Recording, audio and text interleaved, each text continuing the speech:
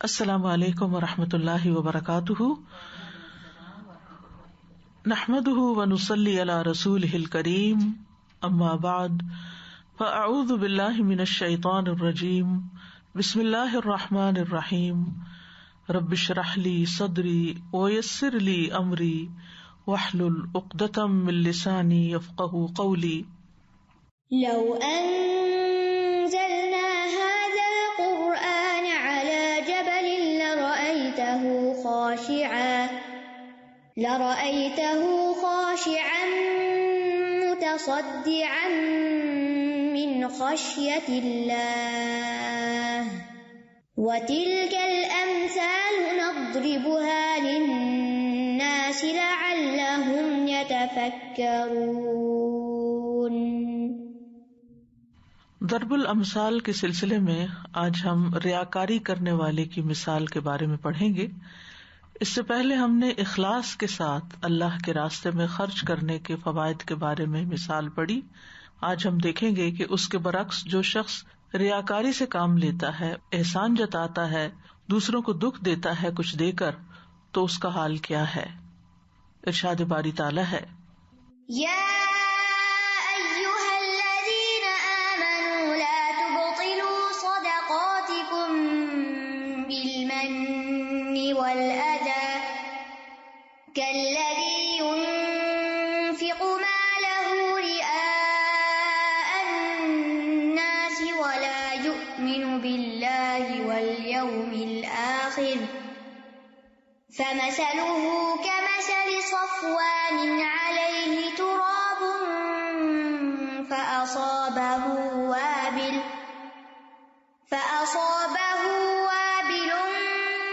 فتركه صلدا لا يقدرون على شيء مما كسبوا والله لا يهدي القوم الكافرين۔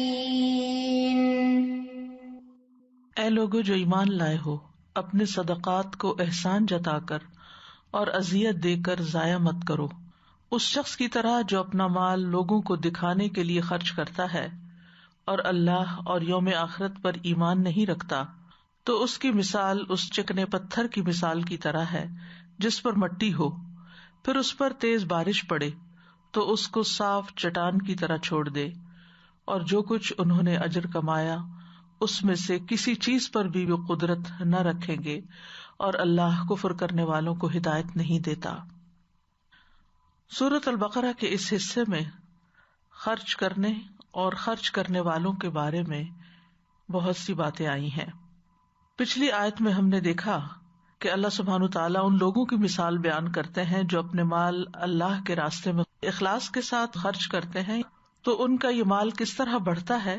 اس کی مثال ایک دانے کی مثال کی طرح ہے جس نے 7 خوشے اگائے اور ہر خوشے میں 100 دانے ہیں، اور اللہ جس کے لیے چاہتا ہے بڑھا دیتا ہے، اور اللہ وسعت والا اور سب کچھ جاننے والا ہے۔ اس آیت میں نہ صرف یہ کہ اخلاص کے ساتھ صدقہ کرنے والے کی مثال کا ذکر ہے، بلکہ صدقے کی رغبت بھی دلائی گئی ہے، اور اس کے بعد مزید ایک مثال آتی ہے کہ جس میں نیت کی خرابی کے ساتھ اگر کوئی انسان صدقہ کرتا ہے تو اس کا نقصان کیا ہوتا ہے۔ اسلام میں نیت کا بہت بڑا مقام ہے، بہت اہم چیز ہے۔ کوئی بھی عمل صرف اپنے ظاہری عمل کی بنا پر اللہ کے ہاں قابل قبول نہیں ہوتا۔ اللہ تعالیٰ صرف اس عمل کو قبول کرتا ہے جس کے کرنے والے نے اپنی نیت درست رکھی ہو۔ جو کام بری نیت سے کیا جاتا ہے، شہرت کے لیے، دکھاوے کے لیے، لوگوں کو خوش کرنے کے لیے، تو اس عمل کو اللہ سبحانہ تعالیٰ رد کر دیتا ہے۔ صحیح نیت کیا ہونی چاہیے کہ کسی بھی کام کو کرنے سے اللہ سبحانہ تعالیٰ کی رضا مقصود ہو۔ جو بھی کوئی نیکی کا کام کریں، چھوٹا کریں، بڑا کریں، صدقہ کریں، نماز پڑھیں، یا کوئی بھی نیکی کا کام کریں، تو انسان کے اندر یہ احساس ہونا چاہیے کہ مجھے اس کا اجر صرف اور صرف اللہ سے لینا ہے، اس اجر کی توقع کسی اور سے نہیں رکھنی۔ لیکن اگر انسان بری نیت سے کام کرتا ہے، یعنی بری نیت کا مطلب کیا ہے کہ نیکی کا کام بظاہر دین کا کام کر کے اس سے دنیا کا فائدہ اٹھانا چاہتا ہے، اور اس لیے کہ لوگ اس کی تعریف کریں، لوگوں میں اس کی شہرت ہو، اس کی پاپولیرٹی بڑھ جائے، لوگوں کے درمیان اس کو بہت عزت مل جائے، تو یہ چیز اللہ سبحانہ تعالیٰ کے ہاں قابل قبول نہیں۔ نیت کا تعلق انسان کی اندرونی کیفیت سے ہے، انسان کی سوچ کے ساتھ ہے۔ دوسرے لوگ کسی کی اندرونی کیفیت کو نہیں جانتے، آپ میرے دل کی حالت نہیں جانتے، میں آپ کے دل کی حالت نہیں جانتی، لیکن ایک ہستی ہے اللہ رب العزت کی کہ جس کو پوری طرح یہ معلوم ہے کہ کسی بھی نیکی کے کام کے کرتے وقت میرے اندر کی حالت کیا ہے، میرے دل میں کیا ہے، میرے دماغ میں کیا ہے، میرے جذبات کیا ہیں۔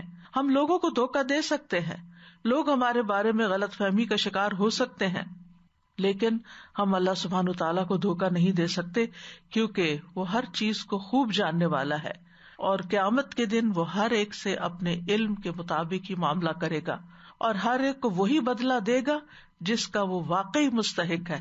یہ نہیں کہ جس کی لوگوں نے بڑی تعریف کی تھی اور لوگوں سے اس کام کی اس کو بڑی تائید مل گئی تھی، اس کے مطابق کہ لوگ اس کو بہت پسند کرتے تھے، یا لوگوں میں اس کی پسندیدگی کا گراف بہت اونچا تھا اس لیے اس کو اجر بھی زیادہ ملنا چاہیے، ایسا نہیں۔ تو نیت کے ساتھ ہی کوئی عمل کارآمد ہوتا ہے، اور نیت بیکار ہو تو عمل بھی بیکار ہو جاتا ہے۔ بری نیت یا ناقص نیت کے ساتھ جو بھی کام کیا جائے وہ بے قیمت ہوتا ہے، اس کی اہمیت یا اس کی جو وقت ہے وہ اللہ کے ہاں کچھ بھی نہیں ہوتی۔ تو جب کسی چیز کی اصل قیمت چکائی جائے تو ہی وہ صحیح چیز انسان کو حاصل ہوتی ہے۔ تو جس مقصد کے لیے آپ کوئی کام کرتے ہیں وہی چیز آپ کو ملے گی۔ دنیا کے لیے کرتے ہیں، دنیا ملے گی، اور اس میں بھی ضروری نہیں کہ ساری دنیا ہی ملے، جو آپ چاہتے ہیں وہ سب کچھ مل جائے، لیکن اللہ کے ہاں تو صرف وہی چیز ملے گی جو آپ نے اللہ کے لیے کی، اللہ کو خوش کرنے کے لیے، اللہ سبحانہ تعالیٰ کو راضی کرنے کے لیے۔ تو اس تمہید کے بعد ہم اس آیت کو مزید دیکھتے ہیں کہ کون سی چیزیں ہیں کہ جو انسان کے صدقات کے راستے میں رکاوٹ بن جاتی ہیں، یا پھر یہ کہ ان کے ثواب کو زائد کر دیتی ہیں۔ کیا چیزیں ہیں جو انسان کو گھیر لیتی ہیں اور انسان کی نیت کو خراب کر دیتی ہیں؟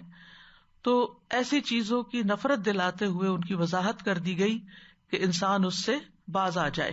اسی لیے ہم دیکھتے ہیں کہ اللہ سبحانہ تعالیٰ نے پیچھے ایک آیت میں یوں فرمایا، الذین ينفقون اموالهم فی سبیل اللہ ثم لا یتبعون ما انفقوا منا ولا اذى لهم اجرهم عند ربهم ولا خوف علیہم ولا هم يحزنون قول معروف ومغفرۃ خیر من صدقۃ یتبعها اذى واللہ غنی حلیم۔ جو لوگ اپنے مال اللہ کے راستے میں خرچ کرتے ہیں، پھر انہوں نے جو خرچ کیا اس کے پیچھے نہ کسی طرح کا احسان جتاتے اور نہ کوئی تکلیف پہنچاتے ہیں، ان کا اجر ان کے رب کے پاس ہے، ان پہ نہ کوئی خوف ہوگا نہ وہ غمگین ہوں گے۔ اچھی بات اور معاف کر دینا اس صدقے سے بہتر ہے جس کے بعد کسی تکلیف کا پہنچانا ہو، اور اللہ بہت بے پرواہ اور بے حد بردبار ہے۔ تو ان آیات کے ایک تسلسل کے بعد، ایک سلسلے کے بعد اللہ سبحانہ تعالیٰ اس بارے میں بتاتے ہیں کہ خرچ کرنے کی دو حالتیں ہیں۔ ایک یہ کہ خرچ اللہ کے لیے کیا جائے، صدقہ اللہ کے لیے دیا جائے، اس کے بعد نہ احسان جتایا جائے نہ کسی کو تکلیف پہنچائی جائے۔ اور دوسری حالت کیا ہے کہ صدقہ دکھاوے کے لیے کیا جائے، دے کر احسان جتایا جائے اور پھر دوسروں کو تکلیف پہنچائی جائے۔ تو یاد رکھیے، احسان جتلانا اور تکلیف دینا صدقے کو باطل کر دیتا ہے، اور اس کے برعکس اخلاص جو ہے وہ صدقے کے ایک دانے کو بھی 700 دانوں تک بڑھا دیتا ہے۔ تو آیت کی وضاحت دیکھتے ہیں۔ فرمایا یا ایھا الذین آمنوا، حرف ندا سے بات شروع ہو رہی ہے، ایمان والوں کو پکارا جا رہا ہے، اے ایمان والو سنو، غور کرو، توجہ دو۔ اللہ کا جب حکم آئے تو سنی انسنی نہ کر دو، ایسے ہی اس سے نہ گزر جاؤ۔ اگر کسی اچھے کام کا حکم دیا جا رہا ہے، کسی خیر اور بھلائی کے کام کا، تو اسے کر گزرو، اور اگر کسی چیز سے روکا جا رہا ہے جو تمہارے حق میں نقصان دے تو اس سے رک جاؤ۔ تو یہاں پر روکا جا رہا ہے بنیادی طور پر ایمان والوں کو خطاب کر کے کہ لا تبطلوا صدقاتکم، اپنے صدقات کو باطل نہ کرو۔ باطل کا مطلب ہے فاسد۔ کہا جاتا ہے کہ یہ چیز فاسد ہے، یا کہا جاتا ہے یہ چیز باطل ہے، تو یہ فاسد اور باطل دونوں ایک ہی معنی میں ہے۔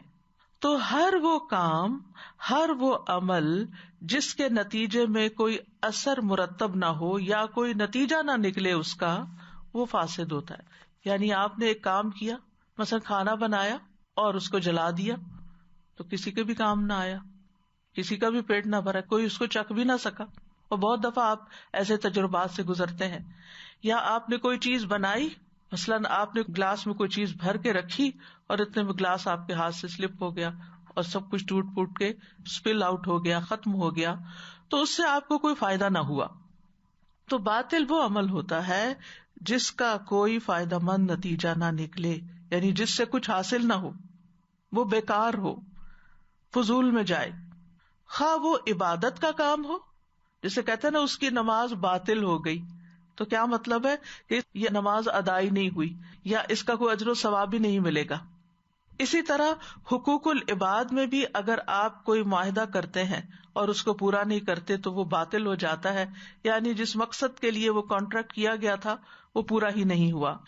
بعض اوقات کہتے ہیں یہ بیع یا تجارت باطل ہے، یعنی وہ کمپلیٹ نہیں ہوئی، اس کا کچھ نتیجہ نہیں نکلا. تو عبادات کی ادائیگی میں بہت سی شرائط ہوتی ہیں، اور اگر وہ عبادت صحیح طریقے پر ادا کی جائے تو اس کے صحیح اثرات بھی، نتائج بھی سامنے آتے ہیں. مثلاً اگر کوئی عبادت ہم پر فرض کے درجے میں ہے یا واجب میں ہے تو اس کے نتائج کیا ہوں گے اگر ہم صحیح طریقے پر ادا کریں گے. مثلاً یہ کہ نمبر 1 ہمارا فرض پورا ہو جائے گا، یعنی ہم پر عبادت جو فرض کی گئی، نماز فرض کی گئی ہے، تو اگر ہم وضو کے ساتھ اس کی ساری شرائط ارکان کے ساتھ اس کو ادا کرتے ہیں تو گویا نمبر 1 ہمارا فرض پورا ہو گیا.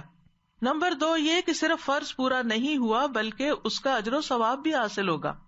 اور نمبر 3 یہ کہ نہ صرف یہ کہ آخرت کا اجر و ثواب بلکہ نماز پڑھنے کے جو دنیاوی فائدے انسان کو حاصل ہوتے ہیں، اگرچہ ان کو سامنے رکھ کے نماز نہیں پڑھی جاتی لیکن وہ بھی حاصل ہوتے ہیں.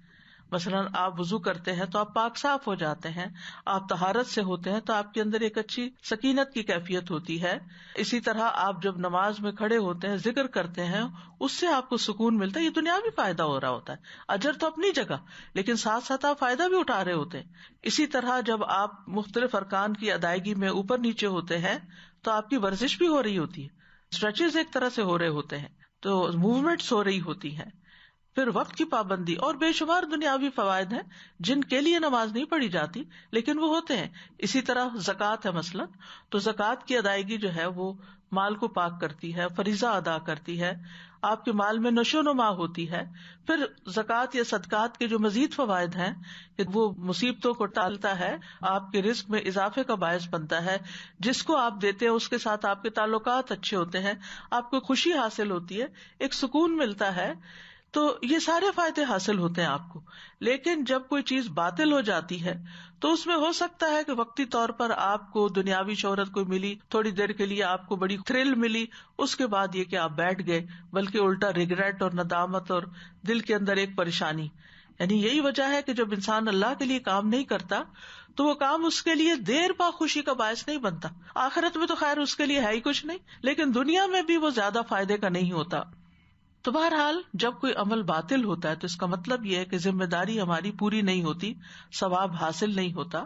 اور اس کے کئی ایک اسباب ہیں، جس میں ایک سبب یہ ہے کہ کسی رکن یا شرط میں خلل واقع ہو، یا یہ کہ کوئی ایسی رکاوٹ آ جائے کہ جو عبادت پر اثر انداز ہو. تو یہاں پر فرمایا لا تبطلوا صدقاتکم، یعنی اپنے صدقات کو بیکار نہ کر دو، ضائع نہ کر دو. اور صدقات صدقہ کی جمع ہے. ہر وہ چیز جو انسان اللہ سبحانہ تعالیٰ کا قرب حاصل کرنے کے لیے خرچ کرتا ہے وہ صدقہ کہلاتا ہے. اور پھر اس کی تقسیم بھی ہے فرض صدقات میں، جیسے زکوٰۃ ہے، نفقات واجبہ ہے جیسے بیوی کا نفقہ ہے، یا اور جس کو دینا ہمارے ذمہ ہو اس کو دینا. تو وہ فرائض کی ادائیگی جو ہے مال میں وہ بھی ہے، لیکن اس کے ساتھ ساتھ نفلی صدقات بھی ہے. یعنی جو کچھ بھی، چاہے انسان مال خرچ کرے، چاہے انسان اپنا وقت خرچ کرے، چاہے انسان اپنی صلاحیتیں اور اسکلز خرچ کرے، اپنی طاقت لگائے کسی کام میں، جسمانی مشقت کرے، یہ ساری چیزیں پھر صدقہ شمار ہوتی. الکلمۃ الطیبہ بھی صدقہ کہلاتا ہے، یعنی صدقہ کا ایک وسیع جال ہے.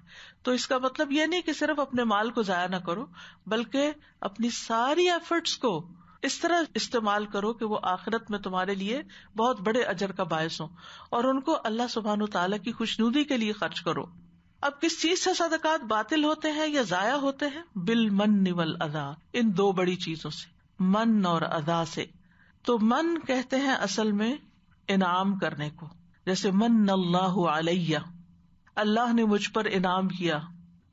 اسی طرح کہتے ہیں فلان لہ علیہ منہ، کہ فلاں کا مجھ پر بڑا احسان ہے، اس نے مجھ پر بڑے انعام اکرام کیے ہوئے ہیں، اس نے میرا بڑا خیال رکھا ہے. اسی سے اللہ تعالیٰ کا فرمان ہے لقد من اللہ علی المؤمنین اذ بعث فیہم رسولا من انفسہم، یہ سورۃ آل عمران 164 ہے. بلا شبہ یقیناً اللہ نے ایمان والوں پر احسان کیا جب ایک رسول انہی میں سے بھیجا. تو یہ احسان بطور انعام. اور اس کی مثال کیا ہے؟ ابن عباس کہتے ہیں کہ رسول اللہ صلی اللہ علیہ وسلم اپنے مرض وفات میں ایک پٹی سے اپنے سر کو باندھے ہوئے باہر تشریف لائے، ممبر پر تشریف لائے، اللہ تعالیٰ کی حمد و ثنا کے بعد فرمایا اپنی جان اور مال کو مجھ پر، اپنی جان فزیکلی، جان اور مال کو مجھ پر ابو بکر سے زیادہ اور کوئی خرچ کرنے والا نہیں، یعنی ان کے مجھ پر بہت انعام ہے. یعنی امن علیہ کا لفظ آتا ہے عربی میں، انہ لیس من الناس احد امن علیہ فی نفسہ ومالہ من ابی بکر ابن ابی قحافہ، یعنی ابو بکر نے میرے لیے اپنا آپ بھی دیا، اپنا وقت بھی دیا، اپنی صلاحیتیں بھی دی، سپورٹ کیا، ساتھ دیا، ہجرت کے وقت ساتھ تھے اور غار ثور میں آپ کے ساتھ تھے. بہت سے مواقع آتے ہیں کہ جب وہ آپ کے ساتھ ہوتے ہیں. اور اسی طرح یہ ہے کہ ہر موقع پر اپنا مال بھی خرچ کرتے ہیں. تو ان کے اس رویے کو آپ من کہتے ہیں کہ انہوں نے میرے ساتھ بہت احسان کیے. اسی سے اللہ سبحانہ تعالیٰ کا نام المنان بھی ہے. اس کا مطلب ہے انعام کرنے والا، عطا کرنے والا، بخشنے والا، کچھ دینے والا. اسی طرح من کا دوسرا معنی بھی کیا جاتا ہے اور اس کا معنی ہوتا ہے کم کرنا. اسی سے اللہ تعالیٰ کا فرمان ہے وَإِنَّ لَكَ لَأَجْرًا غَيْرَ مَمْنُونٍ، اور بے شک آپ کے لیے یقیناً ایسا اجر ہے جو کم ہونے والا نہیں ہے، منقطع ہونے والا نہیں ہے، یعنی اس کو کاٹا نہیں جائے گا، ختم نہیں کیا جائے گا. وہ آپ کا سلسلہ صدقہ جاریہ ہمیشہ قیامت تک جاری رہے گا. آخری مسلمان تک بھی جو عمل کرے گا اس کا اجر نبی صلی اللہ علیہ وسلم کو ملے گا. اسی طرح موت کو بھی منون کہا جاتا ہے عربی زبان میں، کیونکہ وہ عمر کو کم کر دیتی ہے، زندگی کم کر دیتی ہے. تو اس آیت میں من سے مراد کمی کرنا ہے، یعنی احسان جتلانا نعمت کو کم کر دیتا ہے، اس کے اجر کو ختم کر دیتا ہے، بے مزہ کر دیتا ہے. یعنی مثلاً آپ کسی شخص پر کوئی احسان کرتے ہیں، صدقہ دیتے ہیں، مال دیتے ہیں، پھر آپ اس پر احسان بھی جتاتے ہیں، تو آپ کیا کرتے ہیں؟ کمی کرتے ہیں. یعنی جو آپ کو کرنا چاہیے تھا نا پورا، وہ آپ نے نہیں کیا. یعنی اس سے پتا چلتا ہے کہ بغیر احسان جتلائے صدقہ کرنے کا معنی ہے کہ جس پر صدقہ کیا جائے اس پر احسان نہ جتایا جائے، اس کو اپنے احسان کی یاد دہانی نہ کرائی جائے، انعامات کو شمار کر کے نہ بتایا جائے، احسان کا اظہار نہ کیا جائے، کیونکہ اس کا نتیجہ بڑا خطرناک ہے، یہ انسان کے عمل کو ضائع کر دیتا ہے. یعنی ایک تو اس کام کا مزہ کم کر دیتا ہے، انسان کی عزت کم ہو جاتی ہے. اب دیکھیں کتنی کمیاں لاحق ہو جاتی ہیں، انسان کی اپنی عزت کم ہو جاتی ہے جب آپ کسی کو دے کے پھر احسان بھی جتانا شروع کر دیتے ہیں.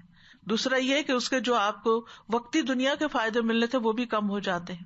یعنی جس کو آپ نے دیا اس کے دل میں بجائے اس کے کہ آپ کی محبت عزت پیدا ہو، وہ الٹا آپ سے نفرت کرے گا. یعنی وہ آپ سے دور ہوگا کہ کس قسم کا یہ شخص ہے، مجبوری کے مارے شاید آپ سے کچھ لے لے لیکن آپ کی عزت اس کے دل میں نہیں ہوگی. اور اسی طرح اجر تو آپ بعض اوقات پورے کا پورا ہی ضائع کر دیتے ہیں، یا اس مقدار کے مطابق جتنا آپ من سے کام لے رہے ہوتے ہیں. آپ دیکھیے کہ کبھی احسان جتانے کا یہ عمل صدقہ کرنے کے ساتھ ہی ہو جاتا ہے یا کبھی اس کے بعد ہوتا ہے. کبھی انسان جب کسی کو کچھ دے رہا ہوتا ہے نا تو کہتا ہے یہ لیں اس رمضان میں یہ آپ کے لیے کھجور ہے، یاد ہے میں پچھلے رمضان میں آپ کے لیے فلاں کھجور لائی تھی. تو یہ جو ذکر کرنا نا وہ پچھلے رمضان میں جو میں نے آپ کو دیا تھا نا یہ اسی قسم کا ہے. تو یہ اسی موقع پہ آپ نے اس کو احسان جتا دیا، یاد کرا دیا، یاد رکھو وہ میں پہلے بھی تمہیں دیتی رہی ہوں، بھولنا مت. تو یہ جو زبان سے یہ ایکسٹرا لفظ بول دینا ہے نا، یہ بھی احسان جتانے میں آ جاتا ہے، اور یہ اس عمل کا اثر یا اس کا اجر کم کر دیتا ہے. اور کبھی بعد میں بھی ہوتا ہے، یعنی مدت بعد آپ کسی کو کوئی بات یاد کراتے ہیں. اور پھر یہ کہ جب کوئی لینے کے لیے آتا ہے، مثلا کوئی قرض مانگنے آتا ہے یا کوئی اپنی ضرورت پیش کرنے کے لیے آتا ہے کہ مجھے اس چیز کی ضرورت ہے، تو آپ کہتے ہیں یاد ہے فلاں فلاں موقع پر بھی تم آئے تھے اور پھر میں نے تمہارے ساتھ یہ کیا تھا، یاد ہے میں فلاں موقع پر تمہارے ساتھ فلاں جگہ گئی تھی اور وہاں سے تمہیں یہ خرید کر دیا تھا، یاد ہے فلاں وقت، یاد ہے فلاں وقت. یعنی پچھلی بھولی بسری باتیں بھی دوسرے کو یاد کرانا، اور وہ سننے والے کا دل چھوٹا ہو رہا ہوتا ہے اور وہ چونکہ ضرورت مند ہوتا ہے اس لیے مسکین بول بھی نہیں سکتا کہ بھائی بس کرو، اتنی یادیں نہ یاد دلاؤ. یعنی یہ کوئی گڈ میموریز نہیں ہے کہ انسان کسی مصیبت یا مجبوری میں کسی کے پاس جائے. تو یہ ہے ایک چیز جو انسان کے صدقات کو ضائع کرتی ہے. دوسری چیز ہے الاذا. اذا جو ہے معروف چیز ہے، یعنی اذیت پہنچانا، یعنی جیسے کسی کو ڈانٹا جائے یا کسی کا مذاق اڑایا جائے یا کسی کو حقیر جانا جائے، یا یہ کہ دینے والا لوگوں کے سامنے اپنے صدقات کا ذکر کرے اور خاص طور پر ان کے سامنے ذکر کر دے جا کے جن کے بارے میں یہ لینے والا قطعاً نہیں چاہتا کہ ان کو پتہ بھی چلے. یعنی بعض اوقات جو ضرورت مند ہوتا ہے وہ جب لیتا ہے تو ساتھ آپ کو کہتا بھی کہ آپ کسی سے ذکر نہ کرنا یا فلاں سے ذکر نہ کرنا، مثلا میری بہن کو نہ بتانا یا اس کو نہ بتانا، اور آپ اسی کو جا بتاتے ہیں. اور جب اس کو پتا چلتا ہے لینے والے کو کہ اس نے میرے ساتھ یہ کر دیا ہے اور اس کو پتا چل گیا ہے کہ میں نے یہ لیا ہے فلاں سے، تو یہ چیز سخت اذیت اور تکلیف کا باعث بنتی ہے. یعنی بعض اوقات فقیر جو ہے وہ فقر و فاقہ پہ صبر کر سکتا ہے لیکن ایسی اذیت پہ صبر نہیں کر سکتا، بہت مشکل ہو جاتا ہے. محمد بن سیرین کہتے ہیں، یہ کبار تابعین میں سے ہیں، انہوں نے ایک آدمی کو سنا وہ دوسرے سے کہہ رہا تھا میں نے تمہارے ساتھ یہ احسان کیا، یہ کیا، یہ کیا. تو امام ابن سیرین کہتے ہیں چپ ہو جاؤ. جب نیکی کو گنا جاتا ہے، نیکی کو شمار کیا جاتا ہے تو اس میں کوئی خیر نہیں رہتی، کوئی خیر نہیں رہتی. اچھا دور نہ جائیے، بعض اوقات ہم لوگ گھر کے اندر ہی بیوی اپنے ہسبینڈ کے اوپر کیے جانے والے احسانات یا ہسبینڈ بیوی پہ کیے جانے والے احسانات کو رائٹ لیفٹ ادھر ادھر کے لوگوں کو بتا رہا ہوتا ہے کہ میں نے اس کے ساتھ یہ بھی کیا، یہ بھی دیا، اس کو یہ بھی کیا. اور بعض اوقات یہ ہوتا ہے کہ جب کسی کے ساتھ بہت احسان کیا اور اس کا کوئی برا رویہ سامنے آ جائے، دل دکھ جائے، تو پھر انسان کہتا ہے اب میرا دل دکھا ہوا تو میں نے نا اپنی بڑھاس کہیں نکالنی ہے. اور کسی کو انسان بتا دیتا ہے، کسی کو بہن سمجھ کے بتا دیتا ہے، کسی کو دوست سمجھ کے بتا دیتا ہے، کسی کو ماں سمجھ کے بتا دیتا ہے، لیکن بتا دیتا ہے کہ میں نے اس پہ یہ احسان کیا تو اس نے میرے ساتھ یہ کیا. اور اس میں ہم کہتے ہیں کہ ہمارا مقصد یہ نہیں ہے لیکن بس وہ دل دکھ گیا نا تو اس لیے بتانا مقصود ہے. تو اس میں آپ دیکھیے کہ دل دکھتا ہے تو تبھی انسان کے منہ سے کچھ نکلتا ہے، ورنہ اگر دوسرا شخص آپ کا شکریہ ادا کرتا رہے تو آپ کو غذا ملتی رہتی ہے، یعنی کسی نہ کسی شکل میں احسان کی جزا ملتی رہتی ہے. جب کوئی آپ کی تعریف کرتا رہتا ہے یا آپ کو ایکنالج کرتا رہتا ہے تو پھر اس وقت آپ خوش رہتے ہیں، پھر آپ شاید اپنا صدقہ سنبھال بھی لیں. لیکن جو ہی کوئی اذیت آتی ہے تو انسان کے لیے بڑا مشکل ہو جاتا ہے اس کو سنبھالنا، اور اللہ سبحانہ وتعالیٰ بھی بعض کو بعض کے ذریعے آزماتا رہتا ہے. امام احمد بن حنبل کے پاس ان کے کچھ شاگرد آئے تو وہ اس سے پہلے ایک اور عالم کے پاس تھے. تو جب وہ ان کے پاس آئے تو کہنے لگے کہ آپ کہاں سے آ رہے ہو؟ تو انہوں نے بتایا کہ ہم فلاں کے پاس گئے تھے. تو امام احمد کہتے ہیں ماشاءاللہ بہت نیک انسان ہے وہ، آپ اس کے پاس جایا کرو، بہت نیک انسان ہے. تو وہ حیران ہو گئے، کہنے لگے وہ تو آپ کے بارے میں بہت غلط باتیں کرتے ہیں، آپ کو برا بھلا کہتے رہتے ہیں. تو امام احمد بن حنبل نے نہ ہاں کی نہ کی، پھر کہتے ہیں دوبارہ وہ تو بہت نیک آدمی ہے، تم اس کے پاس جاتے رہا کرو. پھر وہ شاگرد کہتے ہیں کہ نہیں، وہ آپ کو اچھا نہیں سمجھتے. تو کہتے ہیں اصل میں وہ میرے ذریعے آزمائے گئے ہیں، یعنی میں ان کے لیے آزمائش بن گیا ہوں. ایسا ہوتا ہے نا کہ بعض اوقات ایک شخص کنٹمپریریز جو ہوتے ہیں، معاصر جو ہوتے ہیں، ان میں سے دوسرا بڑا ہوتا ہے، پھر کچھ عرصے کے بعد وہ جو چھوٹا ہوتا ہے وہ بڑے سے بھی آگے نکل جاتا ہے. اب یہ جو پہلے بڑا بنا ہوتا ہے اس کے لیے چھوٹے کا آگے نکلنا بڑا تکلیف دہ ہو جاتا ہے، اور پھر وہ اپنی اس تکلیف کو مٹانے کے لیے لوگوں کے سامنے ڈائریکٹلی یا انڈائریکٹلی کسی نہ کسی کا برے لفظوں میں ذکر کرتا رہتا ہے. تو اس طرح کے ذکر بھی نہیں کرنے چاہیے. اصل بات یہ کہ اللہ تعالیٰ ایسے ہی چھوڑ دے گا. احسب الناس ان یترکوا ان یقولوا آمنا وهم لا یفتنون. اور یفتنون سے مراد یہ کسی دشمن یا مخالف ہی کی تکلیف یا اذیت نہیں ہوتی کہ وہ آپ کے دین کے راستے میں رکاوٹ ڈال رہا ہے تو آپ آزمائے جا رہے ہیں. نہیں، جب انسان ایمان لا کر کوئی نیکی کا کام کرتا ہے تو ان چھوٹی چھوٹی چیزوں سے، انسانوں سے بھی بعض اوقات انسان کا امتحان ہو رہا ہوتا ہے. یعنی اللہ تعالیٰ ایسے ہی چھوڑ دے گا کہ انسان نیکیاں کر رہا ہے اور اس کا امتحان ہی نہیں ہوا, اور اچھے حالات میں, اچھے ماحول میں وہ گرو کر رہا ہے, اور جو ہی ایک ہوا کا جھونکا ایسا آتا ہے کہ جو یخ ہوتا ہے اور اس کی کھیتی پیلی ہونے والی ہوتی ہے, تو وہ امتحان ضرور ہوتا ہے انسان کا کہ اس نے اصل میں کس نیت سے کام کیا تھا. کیونکہ جو وہ اندر چھپی ہوئی نیچے والی خرابیاں ہوتی ہیں نا, وہ جھٹکے سے ہی باہر آتی ہیں, وہ بعض اوقات دبی رہتی ہیں. یعنی بعض بیماریاں ہوتی ہیں نا, وہ انسان کے اندر دبی بھی ہوتی ہیں, پتہ نہیں چلتا. کئی دفعہ ایسا ہوتا ہے کہ کسی انسان کے اندر کینسر پل رہا ہوتا ہے, اس کو نہیں پتا ہوتا کہ یکایک اس کے سر کو درد شروع ہو جاتی ہے یا کہیں اور درد شروع ہو جاتی ہے, اور جب اس کو انویسٹیگیٹ کیا جاتا ہے تو وہ ایک بڑی بلا تک انسان پہنچ جاتا ہے کہ اچھا اصل مسئلہ تو یہ تھا جو بیچ میں نکل رہا تھا, یعنی جس نے یہ ٹریگر کیا کسی ظاہری بیماری کو. تو یہ جو ہمارے منہ پہ باتیں آ جاتی ہیں یا ہمارے رویوں سے احسان جھلکنے لگتا ہے, یہ اصل میں اندر ہماری کسی خرابی کی نشاندہی کر رہا ہوتا ہے کہ ہم نے یہ کام اصل میں اللہ کی رضا کے لیے نہیں کیا. امام شافعی کی طرف سے کچھ اشعار ذکر کیے جاتے ہیں. وہ کہتے ہیں منن الرجال علی قلوب اشد من وقع الاسنۃ فاختر لنفسک حظها واصبر فان الصبر جنۃ. لوگوں کا احسان جتلانا دلوں پر نیزوں سے بھی زیادہ سنگین ہوتا ہے. یعنی کسی کو نیزہ مارا جائے تو اس کی درد اتنی شاید نہ ہو جتنا کسی کا احسان جتانے کے تیر سے ہوتا ہے. تو اپنے نفس کے لیے اس کے نصیبے کو اختیار کر اور صبر کر, کیونکہ صبر ایک ڈھال ہے. یعنی صبر سے ہی کام لے کے بچ سکتے ہو, اور وہ جو آ رہے ہیں نا تیر, ان سے صبر کے ساتھ ہی بچ سکتے ہو, ورنہ تمہارے منہ سے بھی کچھ نکل گیا تو سب کیا دھرا ضائع ہو جائے گا. اب یہ جو ضائع کرنے والے لوگ ہیں, ان کی مثال کس کی طرح؟ کالذی ينفق مالہ رئاء الناس, اس شخص کی طرح ہے جو اپنا مال لوگوں کو دکھانے کے لیے خرچ کرتا ہے. اور جو لوگوں کو دکھانے کے لیے کوئی کام کرتا ہے تو اس کا عمل برباد ہو جاتا ہے. جیسے ابتدا میں نے ذکر کیا تھا کہ اگر نیت درست نہ ہو تو انسان کا عمل برباد ہو جاتا ہے. تو جو من و اذا سے کام لیتا ہے وہ ریاکاری کرنے والے ہی کی طرح ہے. اور ریاکاری جو ہے سب کو معلوم ہے, رأى یرائی سے ہے ریاءً. عربی میں رأى یرائی, ایک ہوتا ہے نا رأى یرا, وہ نہیں, رأى یرائی ریاءً اس کا مصدر ہے. یعنی کسی نیک کام کو اس لیے کرنا کہ لوگ دیکھ لیں, اس کی تعریف کریں. ولا یؤمن باللہ والیوم الآخر, اور وہ اللہ اور یوم آخرت پر ایمان ہی نہیں رکھتا. یعنی ریاکار دراصل اللہ پر اور آخرت کے دن پر پوری طرح ایمان نہیں رکھتا, اسی لیے وہ لوگوں کو دکھانے کے لیے, لوگوں کو خوش کرنے کے لیے اپنے عمل کا انسٹنٹ ریوارڈ چاہ رہا ہوتا ہے لوگوں سے ہی, دنیا میں ہی. اللہ کے ہاں اس کو اجر و ثواب پانے کی کوئی امید نہیں ہوتی, یا وہ امید ہی نہیں رکھتا, یا اس کا خیال بھی نہیں گزرتا اس کو, اور اس کی نیت میں ہی نہیں ہوتا کہ میں جو دے رہا ہوں اس کا اجر مجھے اللہ سے چاہیے.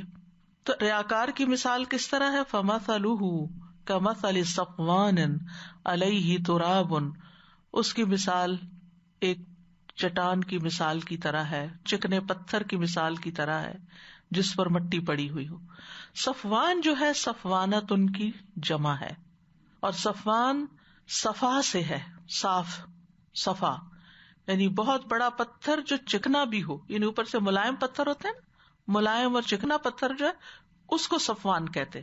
بالکل صاف پلین جیسے گرینائٹ ہوتی ہے یا سنگ مرمر یا اسی طرح کے جو پتھر ہوتے ہیں نا بہت چمکدار چکنے سے.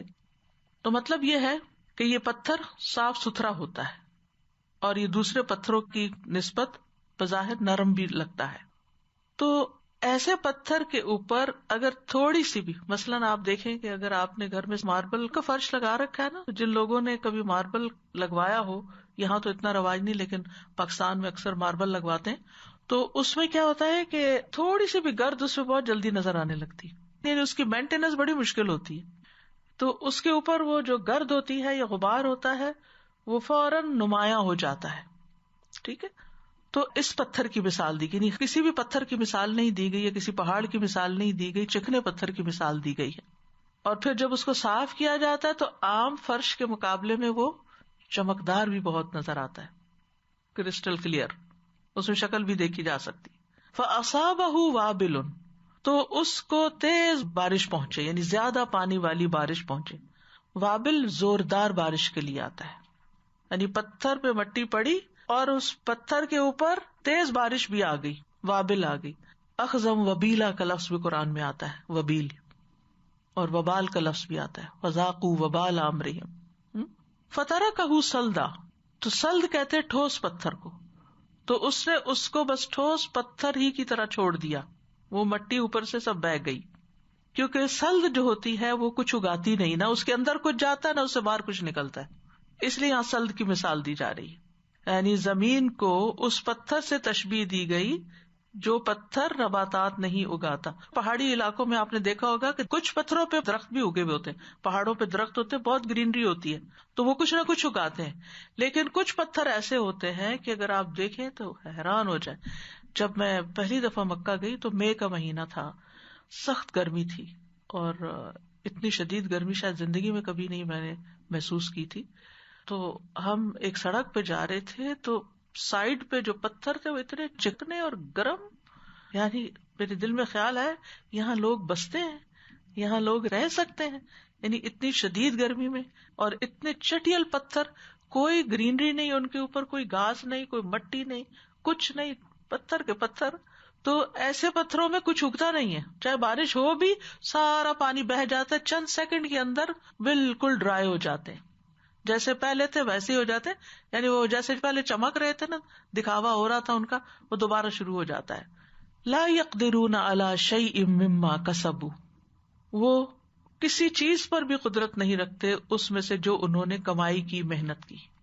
یعنی جو انہوں نے اس مٹی میں جو اس پتھر کے اوپر پڑی تھی کچھ اگایا، تو اس سے کوئی کھیت نہیں نکلا، کوئی کھیتی نہیں کاٹی، کچھ بھی نہیں. فاصبح يقلب كفيه على ما انفق فيها، تو اس نے اس حال میں صبح کی کہ اپنی ہتھیلیاں ملتا رہ گیا جو اس میں اس نے خرچ کیا تھا. یعنی بعض اوقات ایسا ہوتا ہے نا کہ ایک پتھر ہے نیچے، یعنی زمین پر، اس کے اوپر کچھ مٹی پڑی ہوئی ہے، یعنی ایک لیئر ہے مٹی کی، تو انسان کہتا ہے یہاں میں کچھ اگا لیتا ہوں، بارش پڑے گی تو کچھ نہ کچھ اگ جائے گا. اچھا جب وہ بارش آتی ہے تو جو اس نے بیج ڈالا ہوتا ہے، جو محنت کی ہوتی ہے، وہ سارا بہہ جاتا ہے، پتھر نکل آتا ہے، اس کا بیج بھی گیا، اس کی محنت بھی گئی، اور اس کی ساری امیدیں بھی ختم ہو گئی. تو یہی حال اس شخص کا ہے. یعنی جو ان کی امید تھی کہ کوئی ثواب وغیرہ مل جائے گا، کچھ بھی نہیں ملا، یا اس کھیتی کے اگ جانے کے بعد اس کے جو فائدے حاصل ہونے تھے کچھ بھی حاصل نہیں ہوا. تو بنیادی طور پر تو مانا یہی ہے کہ ثواب حاصل کرنے کی قدرت نہیں رکھتے. جو لوگ اپنے صدقات کو احسان اور تکلیف پہنچانے کے ساتھ باطل کر لیتے ہیں، جو ریاکاری اور فخر کے اظہار کے لیے صدقہ کرتے ہیں، وہ اس چیز کے ثواب کو حاصل کرنے کی قدرت نہیں رکھتے جو انہوں نے عمل کیے ہوتے ہیں، کیونکہ ان کے اعمال کے ساتھ ریاکاری اور ایذا پہنچانے کا عمل ہوتا ہے جو ان کے صدقات کی برکت کو مٹا دیتا ہے، اس کے نتیجے کو ختم کر دیتا ہے، اس کے ثواب کو زائل کر دیتا ہے. اسی طرح ایک معنی یہ بھی کیا گیا ہے کہ وہ مال پر قدرت نہیں رکھتے، یعنی منافق اور ریاکار کے پاس جو مال ہوتا ہے اس پر وہ کچھ قدرت نہیں رکھتے، کیونکہ مال اللہ کی ملکیت ہے اور اللہ تعالیٰ مال کے ساتھ احسان کرتا ہے. تو لازم تھا کہ وہ اس کا شکر ادا کرتے جو اللہ کا احسان تھا، اور اس کو احسان جتلانے، تکلیف پہنچانے اور ریاکاری کے بغیر خرچ کرتے تاکہ ان کو اللہ تعالیٰ کی طرف سے اچھا ثواب ملتا. یعنی مما کسبو، جو ان کی محنت تھی، جو انہوں نے خرچ کیا، جو انہوں نے اوپر وقت لگایا، اور جو اس کا وہ نتیجہ چاہتے تھے، وہ کچھ بھی حاصل نہ ہوا.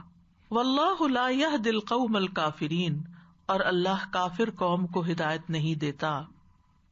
کفر کا ایک معنی ہوتا ہے انکار اور دوسرا معنی ہوتا ہے ناشکری. یہاں کافر ناشکرے اور منکر نعمت کے معنوں میں استعمال ہوا ہے.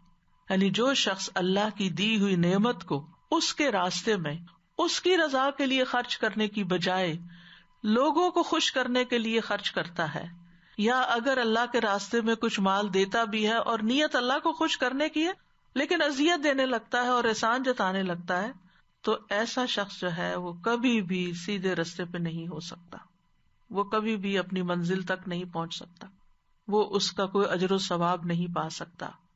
یاد رکھیے، اذیت دینا، احسان جتلانا مومن کا شیوا نہیں ہوتا. ایمان کے ساتھ یہ چیزیں زیب ہی نہیں دیتی.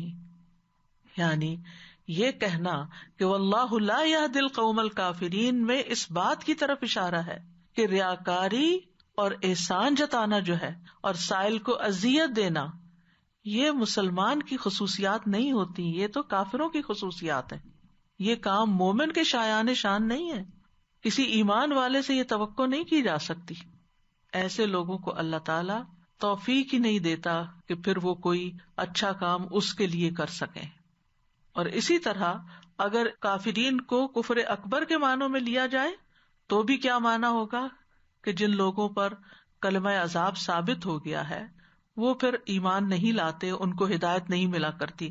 ان الذین حقت علیہم کلمۃ ربک لا یؤمنون، یعنی اگر عمومی معنوں میں اس کو لیا جائے کہ اللہ تعالیٰ کافر قوم کو ہدایت نہیں دیتا تو اس کا معنی یہی ہوگا کہ پھر ان سے ہدایت توفیق چھین لی جاتی ہے. وَلَوْ جَاءَتْهُمْ كُلُّ آیَةٍ حَتَّى يَرَوْا الْعَذَابَ الْأَلِيمَ، خواہ ان کے پاس ہر نشانی آ جائے یہاں تک کہ دردناک عذاب دیکھ لیں. تو بنیادی طور پر اس مثال کے اندر صدقات کے ثواب کو ختم کرنے والی چیزوں کا بیان ہے کہ کیا کیا چیزیں صدقات کا ثواب ضائع کر دیتی ہیں.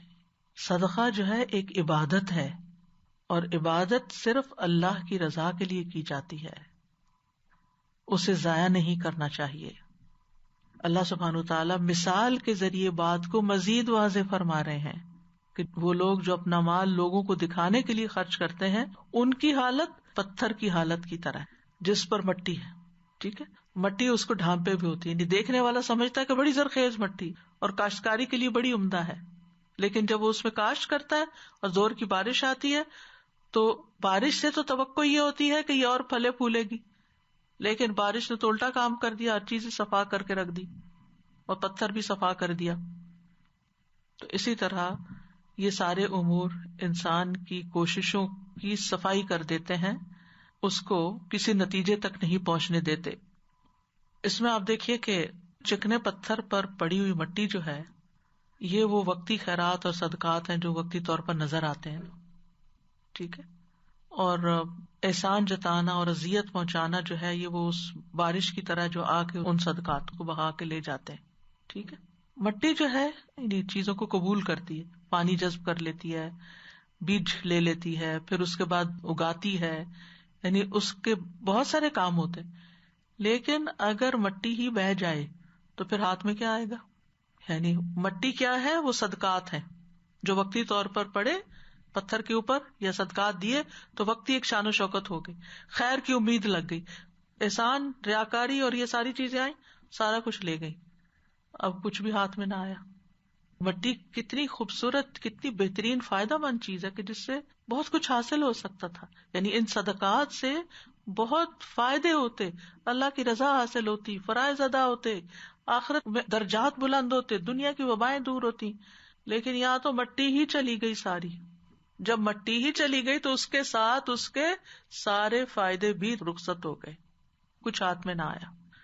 اصل میں یہ پتھر جو ہے نا، چکنا پتھر، یہ مٹی کے نیچے تھا پہلے. ٹھیک ہے، اور اس کے اوپر کی مٹی سے یہ خیال آنے لگا یا یہ محسوس ہونے لگا کہ اس میں سے کچھ نکل آئے گا. یہ نہیں پتا تھا اندر نیت خراب ہے. یعنی وہ پتھر جو ہے وہ اندر سے وہ منافق یا اس ریاکار کا دل ہے یا اس کی شخصیت ہے جو عیاں ہو گئی، جو سامنے آ گئی. تو اس صورت میں اس کو کچھ بھی حاصل نہ ہوتا. اگر وہ اخلاص کے ساتھ کرتا تو ایک دانہ 700 دانے بنتا، جیسے کہ پچھلی مثال میں ہم نے پڑھا. تو اخلاص جب نہیں ہوتا تو ایسی صورت میں پھر کوئی فائدہ حاصل نہیں ہوتا. نیت اصل بیج ہے، جب نیت ہی درست نہ ہو تو بیج بھی درست نہیں ہوتا. جب بیج درست نہیں ہوتا تو پھر اس سے نکلتا بھی کچھ نہیں. اصل میں پتھر اور مٹی کی مثال دی بھی اس لیے گئی کہ جو پہاڑی یا پتھریلے علاقے ہوتے ہیں ان میں جو کاشتکاری کی جاتی ہے، کل کی انشاءاللہ مثال سے مزید بات واضح ہوگی، جو بلند مقامات ہوتے ہیں وہ میدانی مٹی سے زیادہ بہترین مٹی ہوتی ہے، وہ زیادہ بہترین گرینری لاتی ہے.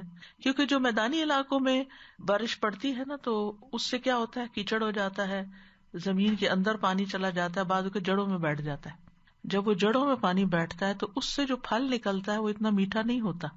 تو یعنی ہونا تو یہ چاہیے تھا کہ جتنا عمدہ مقام تھا وہاں پر جو محنت کی گئی اس سے بہترین نتائج حاصل ہوتے، لیکن وہ نتائج حاصل ہونے کی بجائے الٹا سب کچھ ہی بہہ کے رہ گیا. یعنی دکھاوا کرنے والا جو ہے اس کا دل یعنی وہ ایک صاف اور چٹیل پتھر کی طرح ہے، اور اس پہ پڑی ہوئی مٹی جو ہے اس کا صدقہ ہر چیز ہی چلی گئی. اور پھر یہ کہ جب پتھر صاف سامنے آیا تو اس کی حقیقت کھل گئی کہ اصل میں تو یہ دھوکا تھا، یہ جو اوپر مٹی پڑی ہوئی تھی اندر تو کچھ بھی نہیں تھا. کیونکہ عموماً کیا ہوتا ہے کہ جو ریاکاری کرتا ہے نا وہی من اور عذاب بھی کرتا ہے، کیونکہ اس کو انسٹنٹ فائدے چاہیے ہوتے ہیں نا، کہ میں نے کوئی کام کیا لوگ میری تعریف کریں. لوگ تعریف کرنے کے بجائے اگر تنقید شروع کر دیتے ہیں یعنی کہ کیا دیا یا یہ تھوڑا دیا، تو آپ دیکھیں کہ پھر اس کے بعد ری ایکشن کیا ہوتا ہے. مثلاً ایک شخص کسی فقیر کو کچھ دیتا ہے اور وہ دکھاوے کی نظر سے دیتا ہے کہ میرے ساتھ مثلاً آپ گاڑی میں بیٹھے ہوئے ہیں، کسی فقیر نے آ کے گاڑی کا دروازہ کٹکھٹایا، آپ کے ساتھ 2-4 لوگ اور بھی بیٹھے ہیں، آپ ایک نوٹ نکالتے ہیں اور دیتے ہیں، تو پھر کیا ہوتا ہے کہ وہ جو فقیر ہے وہ کہتا ہے میں نے یہ نہیں لینا. تو اب آپ کی بےزتی ہو گئی نا، وہ پیچھے گاڑی میں جو بیٹھے ہوئے لوگ تھے جن کو آپ دکھاوا کر رہے تھے ان کے سامنے آپ کی بےزتی ہو گئی. اب بجائے اس کے کہ آپ سلام علیکم کرتے کہ اچھا بھائی یہی ہے فی الحال، آپ فقیر پہ برسنا شروع کر دیتے ہیں، اذیت والی باتیں سنانا شروع کر دیتے ہیں. تو یہ 3 چیزیں اکٹھی کیوں کی گئی؟ کیونکہ یہ اوپر نیچے ہوتی ہیں، ساتھ ساتھ ہوتی ہیں. کیونکہ جو اللہ کے لیے دیتا ہے وہ پھر دکھاوا نہیں کرتا، اور جب دکھاوا نہیں کرتا تو من و عذاب بھی نہیں کرتا، کیونکہ اس کو پرواہ نہیں ہوتی کہ لوگ میری تعریف کر رہے ہیں یا نہیں، لوگ مجھے واپس کچھ دیں گے یا نہیں، اور لوگ میرا لحاظ کر رہے ہیں یا نہیں. پھر وہ کسی بھی چیز کو خاطر میں نہیں لاتا، وہ اپنا کام کیا جاتا ہے. جس نے تکلیف دی ہوتی ہے آئندہ بھی اگر وہ ضرورت مند ہے تو وہ دوبارہ بھی دیتا ہے. اور بہترین صدقہ کون سا ہے؟ ایسے رشتے دار کو دو جو تمہارا احسان ہی نہ مانے، یعنی جو اکنالج ہی نہیں کرتے، کبھی احساس بھی نہیں کرتے کہ آپ نے ان کو کچھ دیا، پلٹ کے سلام نہیں کریں گے. سلام کی بھی توقع نہ رکھو، دعا کی بھی نہ رکھو، جزا کی بھی نہ رکھو. لا نرید منکم جزاء ولا شکورا، تب ہوتا ہے صدقہ خالص.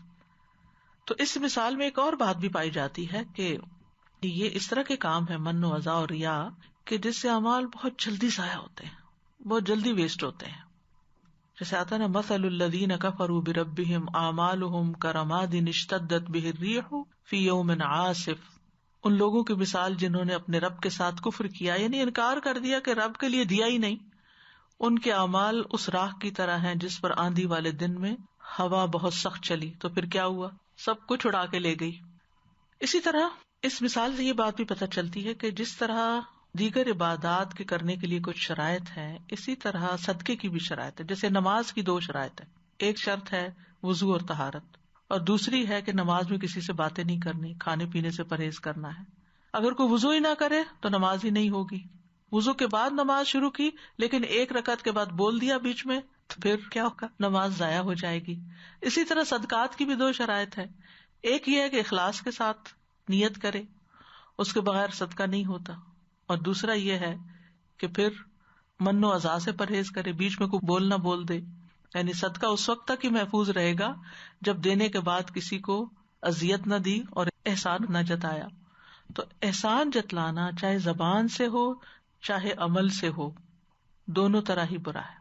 احسان جتانے میں یہ چیز بھی شامل ہے کہ انسان کسی کو آر دلائے، اور وہ صدقہ وغیرہ ایک طرف دے دیا کر دیا سب کچھ، اب آپ کے صدقے نے اس کا منہ بند کیا ہوا نا، اب آپ چھوٹی بڑی باتوں پہ اس پہ تانے دے رہے ہیں. اس کو کیوں دے رہے ہیں؟ کیونکہ آپ کو ایک اتھارٹی ملی ہوئی ہے کہ آپ اس پہ خرچ کرتے، تو ساتھ آپ باتیں بنانا شروع کر دیتے. تو یہ آر دلانا بھی من میں شامل ہوتا ہے. پھر احسان جتانے میں یہ بھی شامل ہے کہ خود کو دوسرے سے برتر سمجھا جائے کہ میں اس سے بہتر ہوں کیونکہ میں نے اس کو دیا ہے، اور پھر وہ جو دیا ہے اس کے عوض کچھ مطالبہ رکھے، دل میں دعا کی طلب رکھے. جب کسی کو دے اور وہ شکریہ ادا کرے، نہیں بس دعا ہی کافی ہے. یہ کہنا دعا ہی کافی ہے کا کیا مطلب؟ یعنی دعا دو بھائی. دعا اس وقت کہہ رہے ہیں آپ کسی کو کرنے کے لیے جب آپ کسی پر احسان کر چکے. پھر اسی طرح یہ ہے کہ برتر سمجھنا کیا ہے کہ دوسرے شخص کے عیب تلاش کرنا شروع کر دینا کہ اچھا یہ کرتا کیا ہے. میں اس پہ جب سرچ کر رہی تھی تو ایک ویڈیو کلپ میں نے دیکھا کہ ایک شخص گاڑی چلا رہا ہے، اس کے ساتھ اس کا بچہ بیٹھا ہوا ہے، اور وہ کہتا ہے کہ بابا مجھے بھوک لگی ہے. تو بابا کہتا ہے کہ میرے پاس پیسے نہیں ہیں. پھر وہ تھوڑی دیر بعد بچہ کہتا ہے کہ مجھے بھوک لگی ہے. بہرحال وہ کسی گروسری شاپ کے پاس جا کے گاڑی روکتا ہے اور جا کے تو 1-2 چیزیں لیتا ہے. جب وہ دینے لگتا ہے تو اس کی قیمت شاید 10 ریال بنتی ہے اور اس کے پاس صرف 8 ریال ہوتے ہیں. تو وہ جو کاؤنٹر پہ بندہ ہے اس کے ساتھ جھگڑا کہ اچھا 2 ریال چھوڑ دو, وہ نہیں چھوڑتا. تو اتنے میں ایک تیسرا بندہ آ جاتا ہے اور وہ کہتا ہے کہ چھوڑ, کوئی بات نہیں, میں تمہارا بل پے کر دیتا ہوں. بل پے کرتا ہے. بل پے کرنے کے بعد واپس گاڑی میں بچہ اور باپ آتے ہیں, خوشی خوشی بچہ کچھ کھانے لگتا ہے اور گاڑی ڈرائیو کرنے لگتا ہے. تو جو دینے والا ہے وہ گاڑی لے کے اس کے پیچھے پیچھے جاتا ہے, پیچھے پیچھے جاتا ہے. جو لینے والا ہے وہ جا کے گھر کے سامنے گاڑی روکتا ہے, اندر جاتا ہے, وہاں ایک مریض فقیر بندہ پڑا ہوتا ہے, اس کو جا کے کچھ پیسے دیتا ہے, جو اس بل پے کرنے والے نے کچھ مزید بھی پیسے دے دیے کہ بھائی یہ پھر ضرورت کے لیے رکھ لینا. وہ پیسے اپنی جیب سے نکال کے اس فقیر کو دے کے باہر نکلتا ہے. تو وہ گاڑی لے کے باہر کھڑا ہوتا ہے اور اس سے لڑائی شروع کر دیتا ہے کہ تمہارا یہ گھر بھی ہے اور تم سب کچھ رکھتے ہو اور پھر تم اپنے آپ کو فقیر ظاہر کرتے ہو.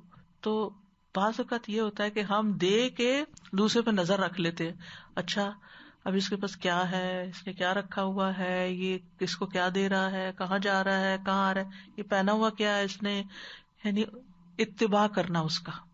تو دینے کے بعد پیچھا نہ کرو کسی کا. آپ نے جو دینا تھا دے دیا, آپ نے کسی کو زکات دینی تھی دے دی, صدقہ دینا تھا دے دیا. اب یہ نہ دیکھو کہ وہ کیا خرید رہا ہے, پھر جا کے دیکھ اچھا انہوں نے تو ٹی وی رکھا ہوا ہے, ان پہ زکات لگتی ہے کہ نہیں لگتی. اکثر لوگ جو ہیں وہ اس طرح کی باتیں پھر پوچھنے لگتے ہیں, یا پھر جا کے ان کو کہتے ہیں آپ کو کیا زکات لگے, آپ نے تو ٹی وی رکھا ہوا ہے. تو اپنے آپ کو بہتر سمجھ کر کسی کا پیچھا نہ کریں, جزا طلب نہ کریں. حضرت عائشہ جو تھی وہ صدقہ دینے کے بعد دعا لینے کو اجر میں کمی کا باعث سمجھتی تھی. یعنی ان کے بارے میں آتا ہے جب وہ کسی فقیر کو صدقہ دیتی اور وہ ان کے لیے دعا کرتا تو اس پہ بھی پریشان ہوتی, اور جواباً وہ اس کو بھی دعا دیتی. یعنی وہ دعا دیتا تو وہ فوراً دعا دیتی تاکہ ان کے صدقے کا ثواب قائم رہے. جب حضرت عائشہ لوگوں کی طرف کوئی تحفہ بھیجتی تو کہتی جو بھی دعا دے ہمارے حق میں اس کو غور سے سننا, یہاں تک کہ جیسی دعا وہ ہمارے لیے کرے ہم بھی وہ ویسی ان کے لیے کر دیں, اور اللہ ہمارا اجر اپنی بارگاہ میں قائم رکھے. یعنی اگر کسی کے ہاتھ کچھ بھجواتی تو کہتی ذرا دھیان سے سننا وہ کیا رہا ہے, تاکہ اس کو کوئی احسان واپس نہ آئے. تو یہ ایک کبیرہ گناہ ہے احسان جتانا, اور یہ اعمال کو ضائع کرنے کا باعث ہے. نبی صلی اللہ علیہ وسلم کو ابتدائی وحی میں سورۃ مدثر میں فرمایا ولا تمنن تستکثر, اس نیت سے احسان نہ کرو کہ زیادہ حاصل کر سکو. احسان جتانا فرعون کی صفت ہے. اس نے کیا کہا تھا موسیٰ علیہ السلام کو, الم نربک فینا ولیدا ولبثت فینا من عمرک سنین, ہم نے تمہیں بچہ سا نہیں اپنے آپ پالا تھا اور تو اپنی عمر کے کئی سال ہمارے ہاں رہا. تو یہ تو فرعون کا کام ہے, یہ فرعونیت نہ دکھائیں. پھر اسی طرح حدیث میں آتا ہے کہ 3 لوگوں سے اللہ تعالیٰ قیامت کے دن بات نہیں کرے گا. ان میں سے ایک ہے بہت احسان جتانے والا کہ احسان جتائے بغیر کوئی چیز دیتا ہی نہیں. دوسرا جو جھوٹی قسم کھا کے سامان بیچتا ہے. تیسرا وہ جو اپنے کپڑوں کو ٹخنوں سے نیچے لٹکاتا ہے, یعنی تکبر کی وجہ سے. تو اس میں آپ دیکھیں کہ جھوٹی قسم کھانے والے کے برابر اس کو قرار دیا ہے جو احسان جتا کر صدقہ کرتا ہے. اللہ سبحانہ وتعالیٰ ایسے بندے کو ناپسند کرتا ہے.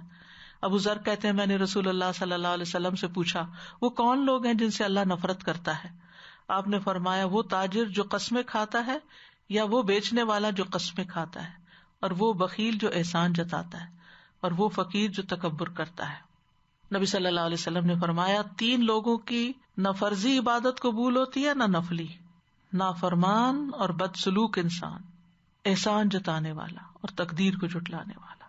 یعنی بدسلوک اور نافرمان کے برابر کر دیا گیا ایسے شخص کو.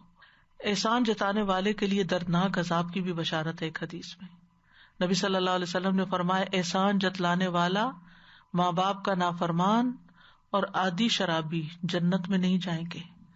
آپ دیکھیے کہ کن 3 لوگوں کو برابر کیا جا رہا ہے. اور پھر آپ دیکھیے کہ اللہ سبحانہ تعالیٰ نے تو ہم سب کو اپنے پاس سے ہی دیا نا, لیکن ہم کسی کو دیتے ہیں تو اللہ کے دیے ہوئے میں سے دیتے ہیں, اپنا تو کچھ نہیں ہمارا, اور اللہ کی توفیق سے دیتے ہیں. تو یہ پھر ہمارے اوپر اللہ کا احسان ہے کہ اس نے ہمیں دینے والوں میں سے بنایا, اور یہ توفیق بھی اللہ کا احسان ہے. یمنون علیک ان اسلموا قل لا تمنوا علی اسلامکم بل اللہ یمن علیکم ان ہداکم للایمان. اللہ نے تمہیں ہدایت دی ہے, یہ تو اللہ کا احسان ہے. اللہ سبحانہ تعالیٰ فرماتے ہیں وَلَقَدْ مَنَنَّا عَلَى مُوسَىٰ وَهَارُونَ، اللہ تعالیٰ احسان جتا سکتے ہیں کیونکہ اصل میں وہی دینے والے ہیں. اہل جنت کہیں گے فَمَنَّ اللَّهُ عَلَيْنَا وَوَقَانَا عَذَابَ السُّمُومِ. مخلوق کا احسان جتانا جو ہے یہ قبیح فعل ہے. اللہ کا احسان جتانا جو ہے یہ باعث مسرت ہے کہ ہمیں نعمتیں یاد آ جاتی ہیں. یہ نعمتوں کی یاد دہانی کرانا ہوتا ہے دراصل. اسی طرح اذیت دینے میں علماء کہتے ہیں کہ اگر صدقہ لینے والے کو آپ کا سلام کرنا بھی اذیت دیتا ہے تو وہ بھی نہ کیا کریں، کیونکہ وہ محسوس کرتا ہے اچھا اس نے پھر سلام کیا، پتہ نہیں اب یہ کچھ کہہ نہ دے، یعنی ایک خوف نہ کھائے آپ سے. پھر اسی طرح آپ دیکھیے کہ صدقہ دے کے نا انسان کو یوں سمجھنا چاہیے کہ بس دے دیا ختم ہو گیا. اسی لیے دو جو قابل رشک انسان ہے ان میں سے ایک وہ ہے کہ جو مال خرچ کرتا ہے فَسَلَّتَهُ عَلَىٰ هَلَكَتِهِ، یوں دے کہ جیسے وہ ہلاک کر دیا، اس نے ختم کر دیا، یعنی کہ وہ مال کو بس اپنے سے نکال ہی دے رہا ہے. پھر اسی طرح اچھی بات کہنا جو ہے وہ اذیت دینے سے بہتر ہے. ہمیں قولا معروفا اور قولوا للناس حسنا کی تعلیم دی گئی ہے. کلمہ طیبہ بھی صدقہ ہے. بھلی بات کہنا آگ سے بچاؤ کا ذریعہ ہے. کسی سے حشاش بشاش طریقے سے ملنا نیکی ہے. دوسروں کو اپنے شر سے بچانا نیکی ہے. اگر صدقہ نہیں کرنا چاہتے تو خاموش رہنا چاہیے. اور پھر یہ کہ دے کے دکھاوا نہیں کرنا چاہیے، کیونکہ جس طرح نیکیاں برائیوں کو مٹا دیتی ہیں، اسی طرح کچھ برائیاں ایسی ہیں جو نیکیوں کو مٹا دیتی ہیں، جن میں سے کفر نیک اعمال کو ضائع کر دیتا ہے، شرک نیک اعمال کو ضائع کر دیتا ہے، بدعات نیک اعمال کو ضائع کر دیتے ہیں. تو ہم اللہ تعالیٰ سے دعا کرتے ہیں کہ اللہ سبحانہ وتعالیٰ ہمیں ایمان والا بنائے، ریاکار کی طرح نہ بنائے. یعنی یہ ایک مرکب مثال ہے بیسیکلی.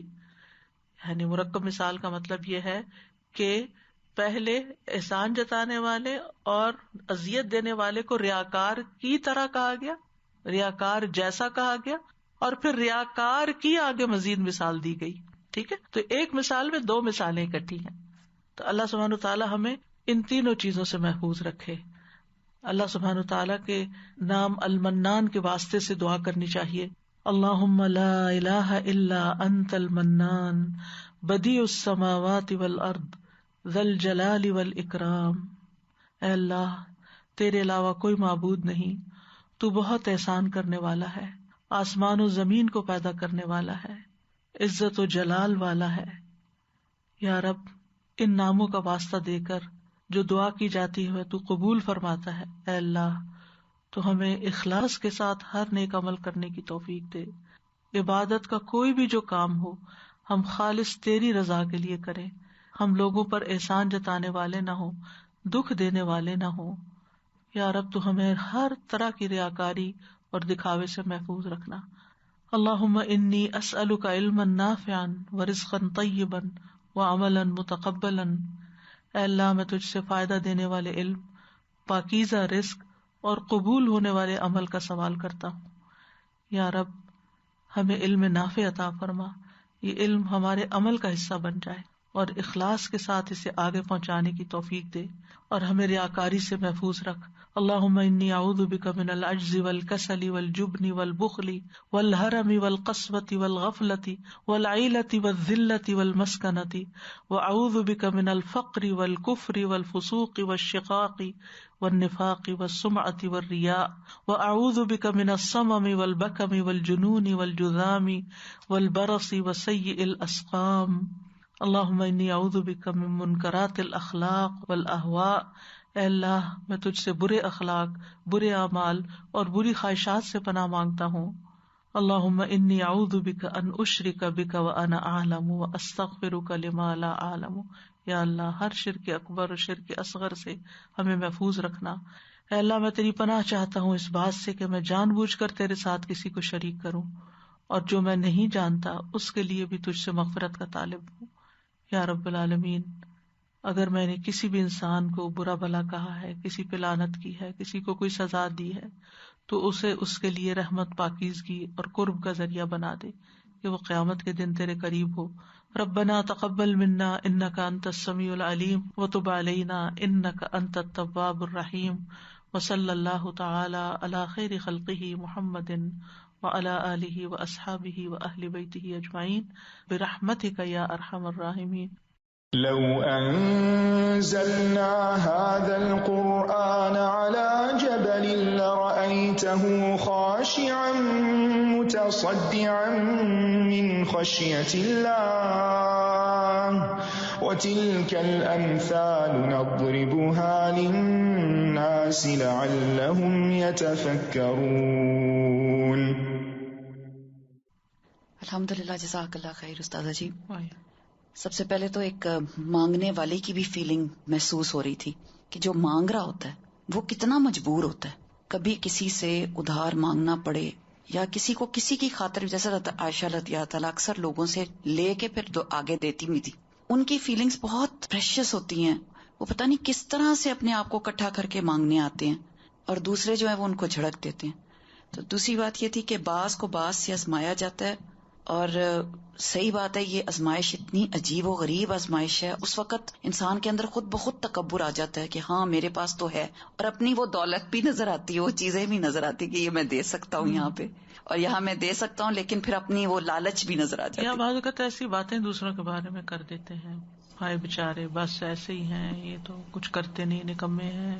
دوسری بات جو میں نے استاذہ جی شیئر کرنی تھی کہ ہم اتنے زیادہ لوگوں کے پیچھے پڑ جاتے ہیں کہ یہ تو اس کو دیا تو یہ اپنے فلانے کو دے دے گا، یہ اپنی بیٹی کو دے دے گا، یہ اپنی ماں کو دے دے گا، یہ اپنے فلانے کو دے دے گا.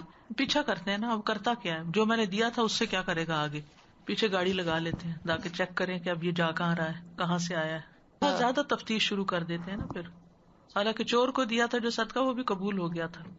سزا یہ جو بچوں کے ساتھ کہاں تک ہم کو اجازت ہے کہ ہم اپنے بچوں کو، کیونکہ وہ من کے نیچے دبے ہوتے ہیں، احسان کے نیچے دبے ہوتے ہیں، اور وہ کچھ کہہ نہیں سکتے ہم کو، اور ہم ان کو پوری طرح سے احساس دلاتے ہیں بار بار کہ ہم نے تمہاری خاطر یہ کیا، یہ کیا. یہ سب کچھ احسان جتائے بغیر بھی ہو سکتا ہے. یعنی یہ کہنے کے بجائے کہ میں تمہیں دودھ پلایا تھا، میں نے تمہیں چھوٹے ہوتے پالا تھا، میں نے یہ کیا تھا، وہ کیا تھا، اب تم یہ کرو، یہ کرنے کے بجائے ویسے اگر کسی وقت باتوں میں ذکر ہو رہا ہے کہ بچپن میں ہمارے حالات کیسے تھے تاکہ بچے شکر گزار ہوں، تو اس نیت سے بات اور ہے تاکہ وہ محنت کے بھی عادی ہوں. لہجہ فرق ہوتا ہے، لہجہ فرق ہوتا ہے، انداز فرق ہوتا ہے. تو ہم اپنے بچوں کا مورائل خود ہی ڈاؤن کر دیتے ہیں، خود ہی ان کا کانفیڈینس ختم کر دیتے ہیں، کسی کام کے نہیں رہتے. جی استاذہ جی، یہ من کے ضمن میں ایک اور بات بھی ذہن میں آ رہی تھی کہ اگر ان کو ڈائریکٹ نہیں کہا تو پھر اور ادھر ادھر ہم کہہ دیتے ہیں، دوسرے لوگوں کو بتا دیتے کہ ہم نے یہ کیا، یہ کیا، یہ کیا. اور ایک دوسری بات یہ کہ پھر ان لوگوں سے دل ہوتا ہے کہ اب یہ ہمارے کام مفت میں کر دیں. جی یہ بھی ایک ذہن میں ہوتا ہے کیونکہ ہم ان کو سپورٹ کرتے ہیں تو ابھی ہمارے کام جو ہے مفت میں کر دیں. اور باقی یہ جو آپ نے فرمایا نا کہ اللہ تعالیٰ کا ہی دیا ہوا ہے، تو وہی پھر واپس سورہ بقرہ کی بالکل پہلی ہی آیت میں اللہ تعالیٰ فرماتے ہیں مما رزقناہم، ہم نے ہی تو ان کو دیا ہوا ہے جس میں سے وہ خرچ کرتے ہیں. تو اس بات کو اگر یاد رکھیں اور وہ آپ کی والی بات کی شکر ادا کریں اللہ تعالیٰ کے، اس نے ہمیں اس قابل کیا کہ ہم کسی کو دینے والے ہو رہے ہیں، تو پھر انشاءاللہ نہیں آئے گا. اور مثال میں جو آپ نے اینڈ میں کہا نا کہ پتھر جو ہے چھپا ہوا ہے وہ اصل میں دل ہے، اور ظاہر دل کے اندر ہی نیت ہوتی ہے. تو سبحان اللہ، وہ اتنی خوبصورت بات لگی کہ اصل میں دل جو تھا اس میں تو کچھ تھا ہی نہیں، وہ تو حقیقت سامنے آ گئی، پتھر ہی تھا، حقیقت کھل کے سامنے. بارش کا چھٹا پڑا تو میں سوچ رہی تھی کہ ہمیں صرف ایسا ہونا چاہیے کہ جیسے انہوں نے کہا ہے کہ نیکی کر دریا میں ڈال. Once you do something good, just forget about it forever. تو نیکی کر دریا میں ڈال بہت ہی پیاری بات لگتی ہے مجھے. بالکل. میں سوچ رہی تھی کہ جو تراب ہوتی ہے وہ سوکھی مٹی ہوتی ہے، تو وہ جتنی دیر بھی بیٹھے وہ because it's dry it's never going to stay on the rock forever ایور. Exactly. تو سونر اور لیٹر وہ اس نے جانا ہی ہے. جانا ہی ہے. اور اس میں وہ مثال بھی آ جاتی ہے نا، اصل اعمالہم کسراب نج، کہ ان کے اعمال کی مثال سراب کی طرح ہے. جب وہ اس کے پاس جائیں گے تو وہاں لم یجدہ شیئا ووجد اللہ عندہ فوفاہ حسابہ. اللہ رحم کرے، اللہ تعالیٰ بچائے ہمیں، اللہ ہمیں بچا کے رکھے. وآخر دعوانا ان الحمد للہ رب العالمین. سبحانک اللہم وبحمدک، اشہد ان لا الہ الا انت، استغفرک واتوب الیک. السلام علیکم ورحمۃ اللہ وبرکاتہ.